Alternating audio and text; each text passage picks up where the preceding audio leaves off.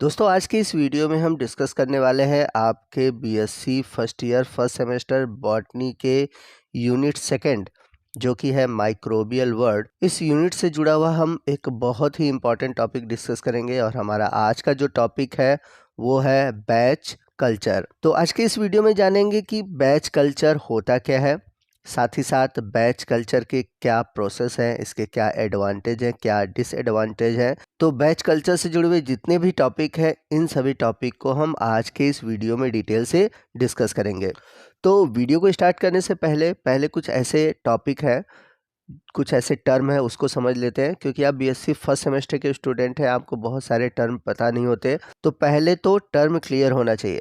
तो सबसे पहले समझते हैं कि कल्चर होता क्या है। तो कल्चर का मतलब होता है कि जब हम किसी माइक्रो ऑर्गेनिज्म को किसी विशेष पर्पस यानी कि उद्देश्य के कारण लेबोरेटरी में ग्रो कराते हैं, तो इस प्रोसेस को ही हम बोलते हैं कल्चर। अब माइक्रो ऑर्गेनिज्म को ग्रो कराने का रीज़न क्या हो सकता है?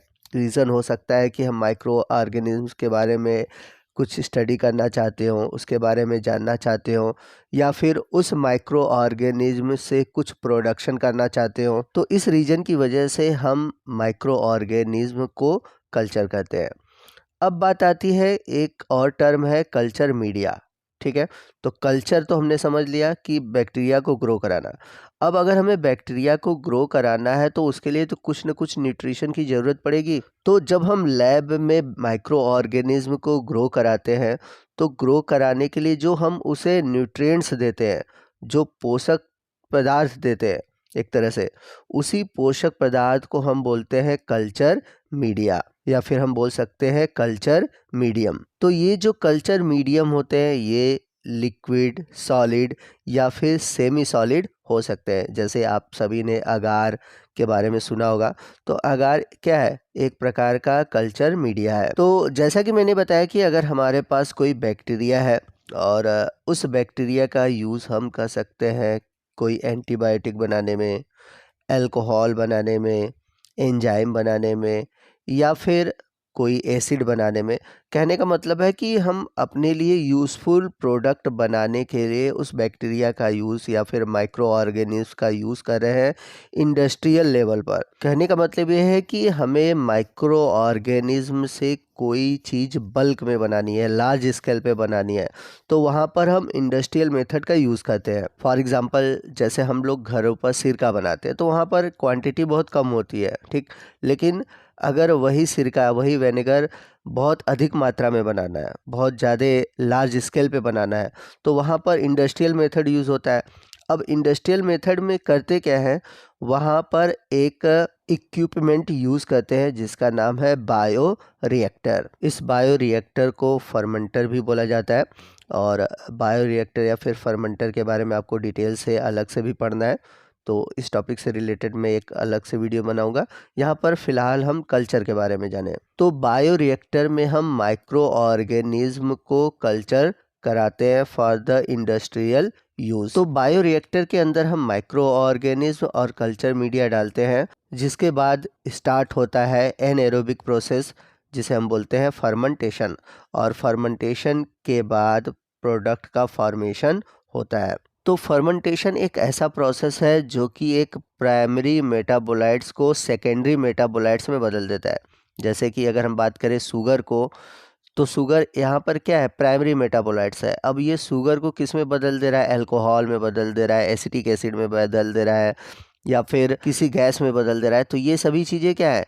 ये चीज़ें हैं सेकेंडरी मेटाबोलाइट्स। तो इस तरह से अगर देखा जाए तो माइक्रो ऑर्गेनिज्म को हम डिफरेंट कल्चर मीडिया में या फिर डिफरेंट तरीके से ग्रो कराते हैं।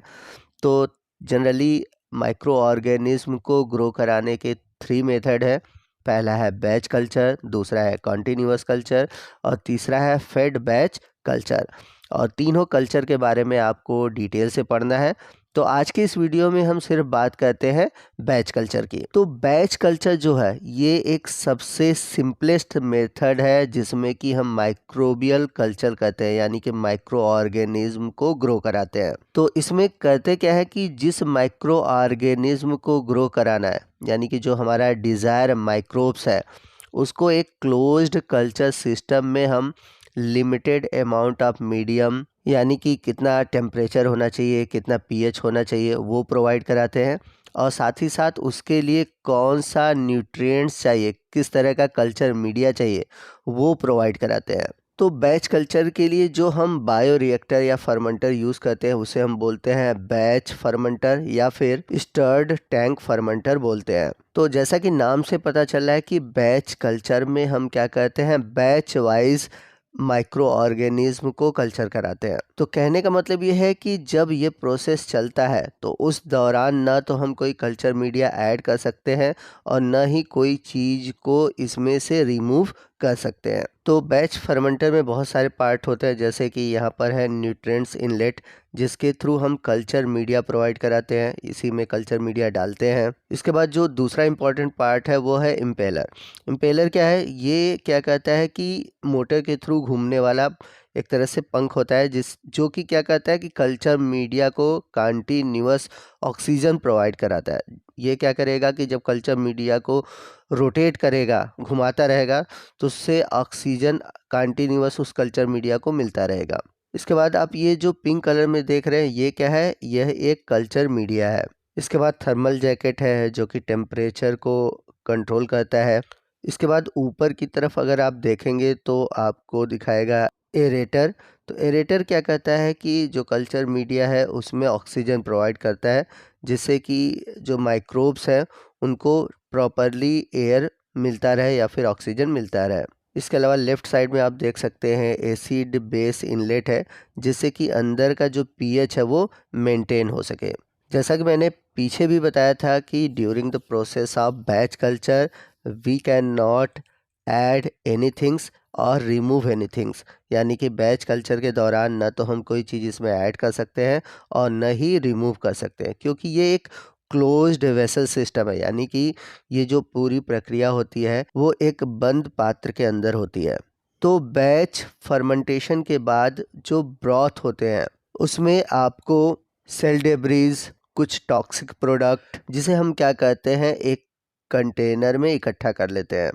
तो यहाँ पर आप फिगर में देख सकते हैं, यहाँ पर ब्रॉथ है, मतलब फर्मेंटेशन के बाद जो बचा हुआ है, इसमें आपको जो बैक्टीरिया या फिर जो माइक्रो ऑर्गेनिज्म लिए हैं उसके कचड़े हैं, डेब्रीज है, ठीक। और साथ ही साथ इसमें कुछ टॉक्सिक प्रोडक्ट होते हैं जिसे कि हम डाउन स्ट्रीमिंग प्रोसेस के द्वारा एक कंटेनर में इकट्ठा कर लेते हैं। तो डाउन स्ट्रीमिंग में 4 स्टेजेस होते हैं। सबसे पहला जो स्टेज होता है वो होता है सेपरेशन, यानी कि माइक्रो ऑर्गेनिज्म को सस्पेंशन से अलग करना। तो इसके लिए फिल्ट्रेशन होता है, सेंट्रीफ्यूगेशन होता है या फिर सेडिमेंटेशन मेथड होता है। सेकंड स्टेप क्या होता है कि अब हम अपना जो मीडिया है वो अलग करते हैं और उसका कंसंट्रेशन करते हैं। उसके लिए हम इवेपोरेशन या फिर प्रेसिपिटेशन मेथड यूज़ करते हैं। अब उसके बाद हम क्या करते हैं कि जो हमारा प्रोडक्ट मिला है उसको प्यूरिफाई करते हैं।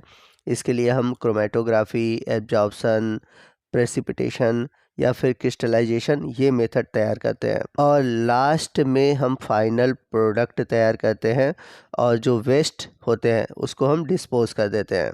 आइए नेक्स्ट हम बात करते हैं कि बैच कल्चर के क्या क्या एडवांटेजेस हैं। तो सबसे पहला जो एडवांटेजेस है कि इसको सेटअप करना सबसे इजी होता है, ठीक है, आसानी से इसको हम रन कर सकते हैं और ये वाइडली आपको लेबोरेटरीज़ और इंडस्ट्री में देखने को मिलता है क्योंकि ये इजीली अप्लाई होता है। तीसरा एडवांटेज ये है कि चूँकि ये क्लोज फर्मेंटेशन होता है तो इसमें कंटामिनेशन के, यानी कि किसी तरह से संक्रमित होने के चांसेस कम होते हैं।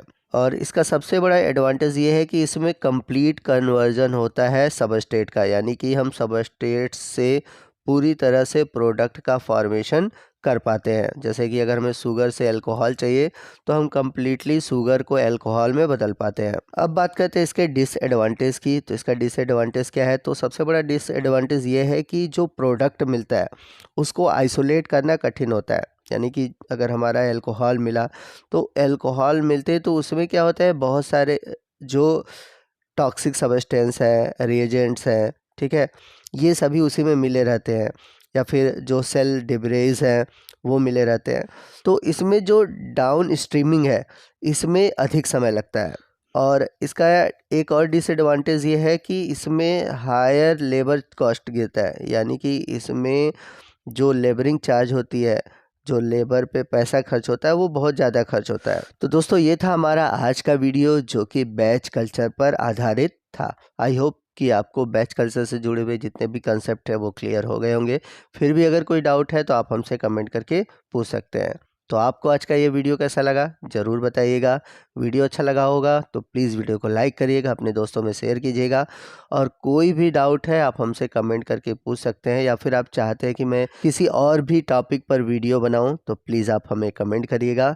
मैं पूरी कोशिश करूंगा कि उस टॉपिक से रिलेटेड आपको जल्द से जल्द वीडियो प्रोवाइड कर सकूं। तो मिलते हैं अगले वीडियो में अगले टॉपिक के साथ। तब तक के लिए जय हिंद, जय भारत।